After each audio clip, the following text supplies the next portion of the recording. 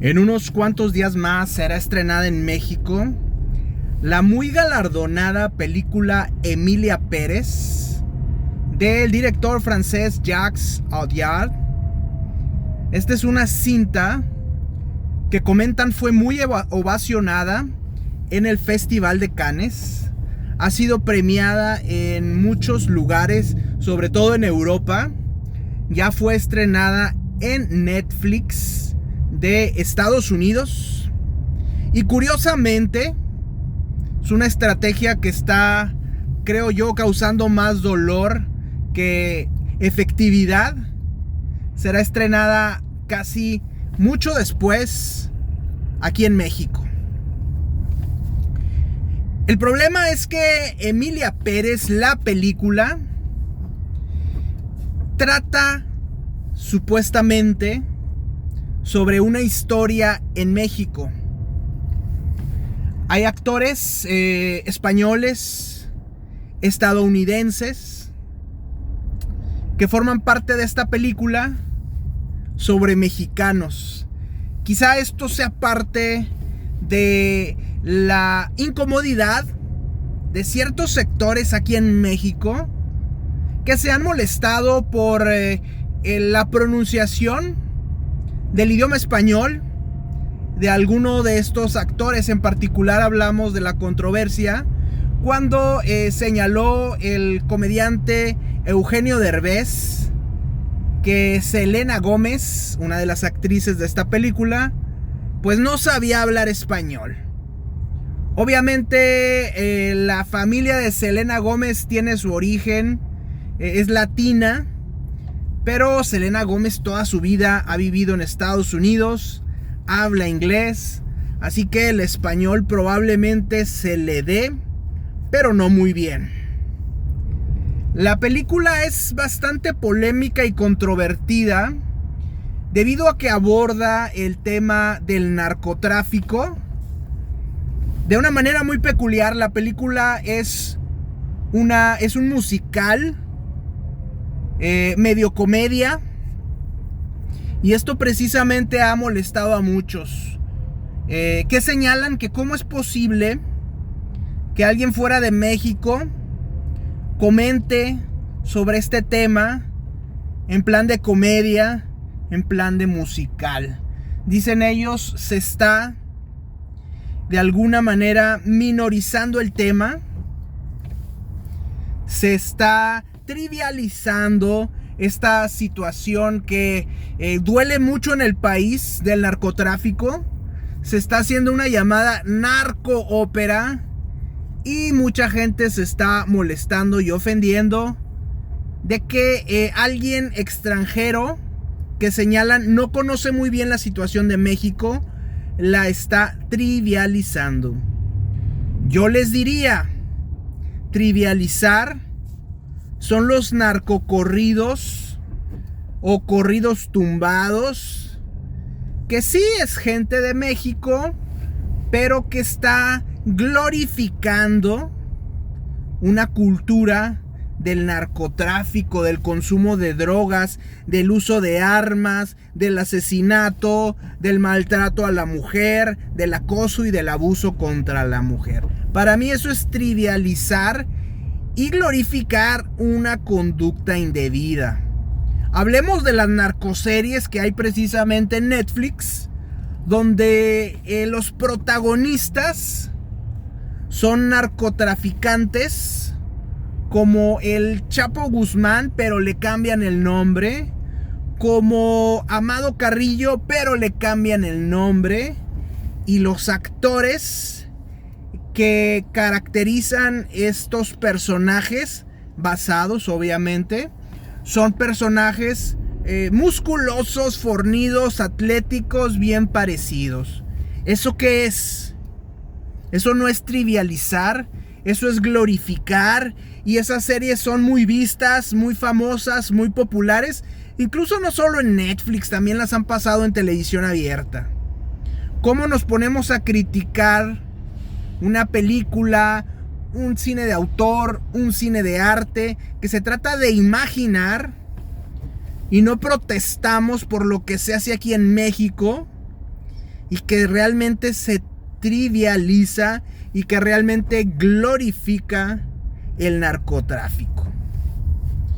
Es una narcoópera, diríamos, esta de Jacques Audiard, y es muy interesante por cómo utiliza de manera muy creativa parte de lo que sucede en el país. La historia es una historia sobre un narcotraficante que busca desaparecer, fingir su muerte para operar y transicionar hacia una mujer.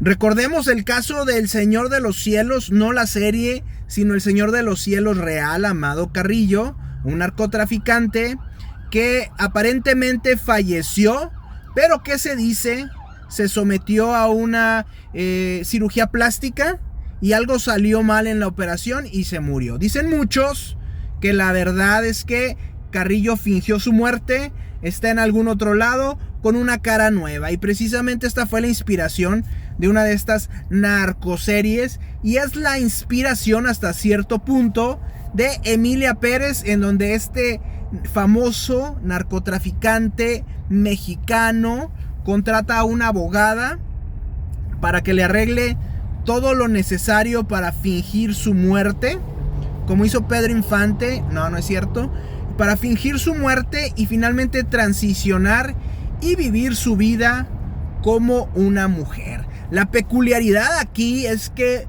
pareciera que fuera una película de Bollywood, del Hollywood hindú, y hay números musicales, precisamente por eso la presencia de Selena Gómez entre otros actores, y cantan canciones, y eso pues obviamente le resulta un tanto extraño a mucha gente.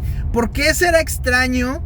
Me pregunto yo, si en el cine mexicano, cuando veíamos películas de Pedro Infante, cuando veíamos películas con Luis Aguilar, siempre, inclusive Tintán, siempre había canciones. A mí eso me parecía bastante surrealista cuando era niño, porque salía Pedro Infante y agarraba una guitarra y hacía como que tocaba. Obviamente no tocaba, ni ponía tonos ni nada, pero hacía como que tocaba y se oían las trompetas de los mariachis y no sé qué más. Y yo me acuerdo que le decía a mi mamá, ¿y por qué suena la canción con mariachis y todo si este cuate está solo y nomás trae una guitarra y ni le sabe tocar? Se me hacía surrealista en realidad, pero mucha gente, siempre las películas de este tipo de la edad de oro mexicanas, con Pedro Infante, con Tintán, con Luis Aguilar, con estos actores, siempre llevaban musicales. Y ahora cuando nos traen un musical, se nos hace extraño, se nos hace bizarro, no nos gusta. Le fue mal, por ejemplo, a Joker 2, debido a esta inclusión del tema del musical. Pero otra vez hay que pensar que es cine de autor, es cine de arte, es la visión muy peculiar, particular y personal de un director, de un creativo, en este caso Jacques Audiard, que el pobre ya salió a pedir disculpas. Cuando digo yo, es tu visión muy particular, puede ser buena o mala, sí, pero es tu visión y no deberías comprometerla en algún momento. Me acuerdo de estas películas, la de Robert Rodríguez hizo 2 películas, una de ellas El Mariachi, con Antonio Banderas, con un Antonio Banderas que hablaba como español, siendo que supuestamente era mexicano. Todos hablando en inglés cuando supuestamente era en Ciudad Acuña, si no mal recuerdo, aquí en México. Y recuerdo otra película de Robert Rodríguez, con Quentin Tarantino, que escribió creo que el guión, From Dusk Till Dawn, en la cual cruzan la frontera 2 criminales. Era Quentin Tarantino y no me acuerdo cómo se llama el otro actor. Cruzan la frontera, llegan a un bar en la frontera entre México y Estados Unidos, que es un nido de vampiros. Ahí se la fumaron y vieron unas cuantas películas del Santo. y resulta que el bar es un nido de vampiros, pero a su vez es una pirámide azteca. Ahí nadie levantó la mano. A mí me encantó la película, pero hay que entender que es una visión de autor, es una visión diferente.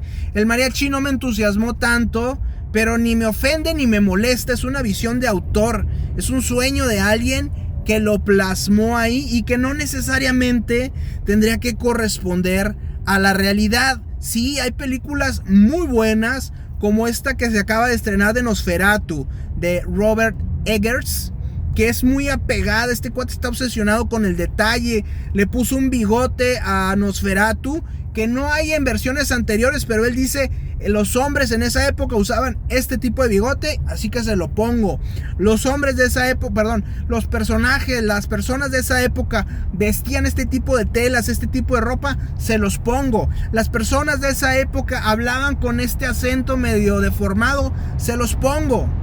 Él es un cuate muy detallista y le gusta pegarse a la realidad. La realidad es la que manda en sus obras. La realidad es la que mandó, por ejemplo, hasta cierto punto, también hay que aclarar, en películas de Mel Gibson, cuando hizo su película sobre el sufrimiento, la pasión de Jesucristo, y dijo: ni madres, van a hablar en judío, van a hablar en arameo, van a hablar en no sé qué idioma tradicional de esa región y de esa época. También lo hizo con Apocalipto, donde usó a los actores que hablaran ciertos idiomas, pero se tomó ciertas libertades. Hay que recordar la última escena, que me recuerda mucho al Planeta de los Simios, cuando llega Charlton Heston y ve que al final no era otro planeta, sino era el planeta Tierra en otra época. Había viajado al futuro y estaba un pedazo ahí roto de la Estatua de la Libertad.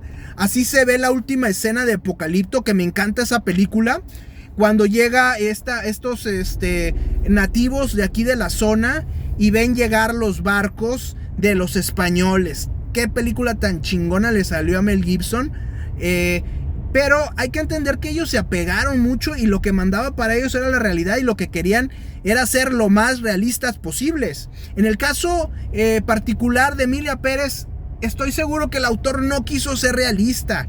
Quiso mezclar ciertos datos, ciertas cosas, con un sueño, con una visión muy particular. La película me recuerda en ocasiones a Hedwig, una película muy interesante, que también es como es un musical, es una ópera rock, tiene algo que ver ahí con el tema de la transición de géneros, etcétera. Es como si fuera cine de Rainer Werner Fassbinder. Me parece muy interesante el concepto, me parece muy interesante de dónde se basa, de cómo lo transforma, de cómo lo cambia, de cómo lo interpreta y de cómo presenta su visión particular, personal y peculiar.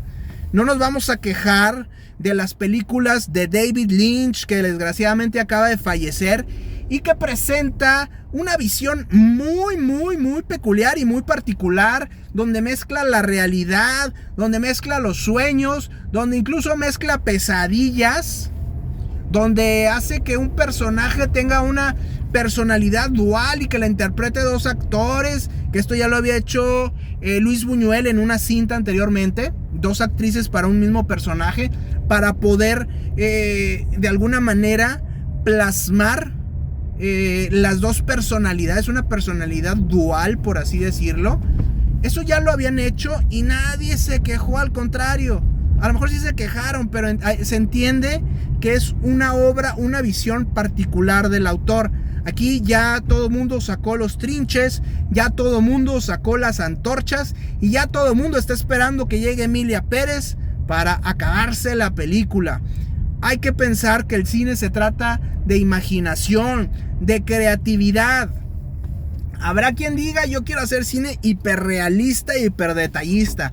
Y habrá quien diga: yo quiero fumármela, quiero hacer una película donde los mexicanos van a la luna y son los más chingones en este planeta. Eso ya se hizo allá por los 70s o los 80s.